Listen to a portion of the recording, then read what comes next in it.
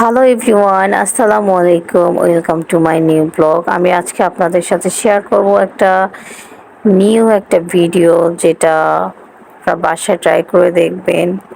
পাঙাশ মাছের অন্য একটা রেসিপি। পাঙাশ মাছটা ভালো করে কিউব করে কেটে নিয়েছি। আপনার মরিচের গুঁড়া, হলুদের গুঁড়া, জিরার গুঁড়া, ধনিয়া গুঁড়া, তারপর সর্ষে বাটা। মেইনলি এটা আপনার সর্ষে বাটা দিয়ে এটা রান্না। তো আমি সর্ষে বাটা দিয়েছি, সাথে এখন আদা রসুন পেঁয়াজ বাটা দিলাম। আর আমি অল্প একটু রান্না করছি, কারণ আমার হাজব্যান্ডই শুধু খাবে, অন্য কেউ খাবে না। তেল দিয়ে দিয়েছি এখন। তারপর এখন একটু মাখায় নিলাম, তারপর একটু লবণ দিয়ে দিব। এখন আমি পানি দিয়ে দিব, চুলায় বসায় দিয়ে দিব।